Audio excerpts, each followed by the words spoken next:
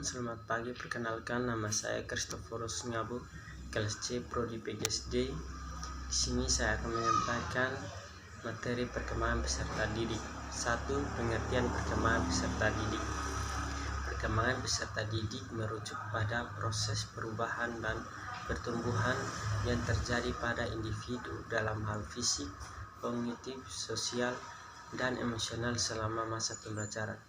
Ini melibatkan perkembangan kemampuan motorik, keterampilan berpikir, interaksi sosial, serta pengembangan intelektualitas dan emosi mereka. Perkembangan peserta didik sangat dipengaruhi oleh faktor genetik, lingkungan, pendidikan, dan pengalaman hidup mereka. Nomor 2. Bagaimana dimensi fisik, sosial, intelektual, dan moral siswa sekolah dasar. 1. Dimensi fisik sosial sekolah dasar melibatkan pertumbuhan fisik, kesehatan, dan keterampilan motorik. Mereka mengalami perubahan tubuh dan perlu menjaga pola makan yang sehat serta berpartisipasi dalam aktivitas fisik. 2. Dimensi sosial siswa sekolah dasar melibatkan interaksi dengan teman sebaya dan perkembangan keterampilan sosial. Mereka belajar berbagi, bekerja dalam kelompok, dan memahami norma sosial yang berlaku. Yang ketiga, dimensi intelektual siswa sekolah dasar melibatkan perkembangan kemampuan kognitif dan akademik. Mereka belajar membaca, menulis, berhitung, dan mengembangkan keterampilan berpikir kritis. Keempat, dimensi moral siswa sekolah dasar melibatkan pembentukan nilai-nilai moralitas dan etika. Mereka belajar memahami perbedaan antara benar dan salah, mengembangkan empati, dan memahami pentingnya bertindak dengan integritas. Yang ketiga, ada beberapa faktor yang dapat mempengaruhi perkembangan anak usia sekolah dasar, antara lain 1. Faktor genetik. Pewarisan sifat-sifat fisik dan kognitif dari orang tua dapat mempengaruhi perkembangan anak. Nomor 2. Faktor lingkungan. Lingkungan di sekitar anak, termasuk keluarga, teman sebaya, sekolah, dan komunitas, memiliki pengaruh signifikan pada perkembangan mereka. Nomor 3. Faktor pendidikan. Kualitas pendidikan yang diterima anak, termasuk kurikulum, metode pengajaran, dan dukungan pendidikan dari guru dan orang tua, dapat mempengaruhi perkembangan intelektual dan sosial anak. Faktor kesehatan. Kesehatan fisik dan kesehatan mental anak memainkan peran penting dalam perkembangan mereka. Gangguan kesehatan atau gangguan perkembangan dapat mempengaruhi kemampuan anak untuk berkembang secara optimal. Kelima, faktor emosional dan sosial, seperti interaksi dengan orang tua, termasuk teman sebaya, dan lingkungan sosial lainnya, dapat mempengaruhi perkembangan emosional dan sosial anak, termasuk kemampuan mereka untuk mengatur emosi, berkomunikasi, dan berinteraksi dengan orang lain. 6. Faktor ekonomi. Faktor ekonomi seperti tingkat pendapatan keluarga, akses terhadap sumber daya pendidikan, dan keamanan finansial dapat mempengaruhi peluang perkembangan anak. Nomor 7. Faktor budaya dan nilai-nilai. Budaya dan nilai-nilai yang dianut oleh keluarga, masyarakat tempat anak tinggal, dan membantu pandangan dunia.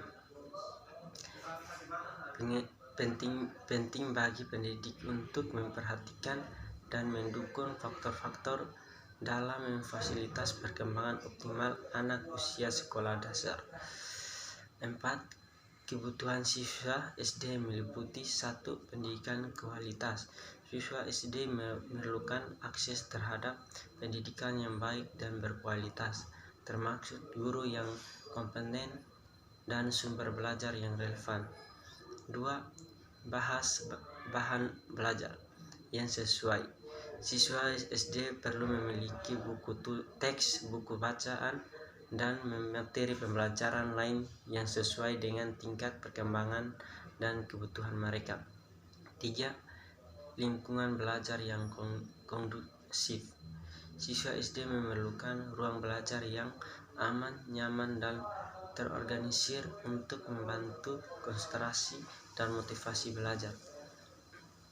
4. Kesehatan dan gizi yang memadai.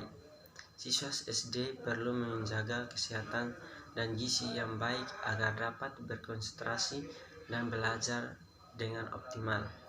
5. Aktivitas fisik dan rekreasi. Siswa SD membutuhkan waktu untuk bermain dan beraktivitas fisik guna mempertahankan keseimbangan dan perkembangan yang sehat. 6. Dukungan sosial dan emosional. Siswa SD perlu mendapat dukungan dari keluarga, teman sebaya, dan guru untuk membantu mereka mengembangkan keterampilan sosial dan mengatasi tentang emosional. Nomor 7. Pengakuan dan apresiasi. Siswa SD membutuhkan pengakuan dan apresiasi atau usaha dan peserta mereka yang dapat meningkatkan motivasi dan rasa percaya diri. Penting bagi pendidik untuk mengingat bahwa kebutuhan siswa SD dapat bervariasi dan pendekatan individualisasi yang memperhatikan kebutuhan unik setiap siswa sangat penting. 5. Ada beberapa faktor yang dapat menyebabkan hambatan dalam perkembangan anak, seperti perkembangan genetik, kekurangan gizi, kelainan kesehatan, lingkungan yang tidak stimulatif, kurangnya interaksi sosial, trauma, atau masalah perkembangan kognitif. Penting untuk mencari evaluasi dan bentuk profesional jika Anda khawatir tentang perkembangan anak. 6. Beberapa kesalahan umum yang sering ditemui dalam perkembangan peserta didik. 1. Kurangnya pemahaman dalam dukungan dari orang tua terhadap pendidikan anak. 2. Merancang pembelajaran yang relevan dan menarik. Guru perlu mengembangkan metode pembelajaran yang menarik dan sesuai dengan kebutuhan dan minat peserta didik. Manfaatkan beragam sumber daya, teknologi, dan strategi pembelajaran yang inovatif dapat membantu meningkatkan minat dan motivasi belajar peserta didik. 3. Memberikan umpan balik yang konstruktif. Guru perlu memberikan umpan balik yang jelas, terarah, dan membangun kepada peserta didik. Umpan balik tersebut dapat membantu peserta didik memahami kekuatan dan area yang perlu diperbaiki dan pembelajaran mereka. 4. Mendorong kemandirian dan pemecahan masalah.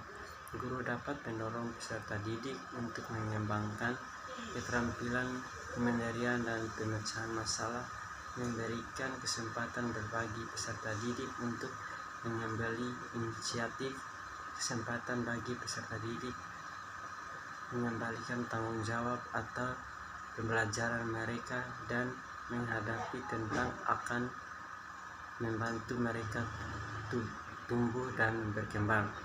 5. Mengenal dan memahami kebutuhan individual peserta didik. Setiap peserta didik memiliki kebutuhan dan potensi yang berbeda. Guru perlu mengenal dan memahami kebutuhan individu peserta didik, serta memberikan dukungan dan bimbingan yang sesuai. 6. Membangun hubungan yang positif dengan peserta didik. Guru dapat membangun hubungan yang positif dan peserta didik melakukan komunikasi yang efektif, empati, dan penghargaan. Ini akan membantu membangun rasa percaya diri, memfasilitasi perkembangan peserta didik secara holistik. 7. menyiapkan gas.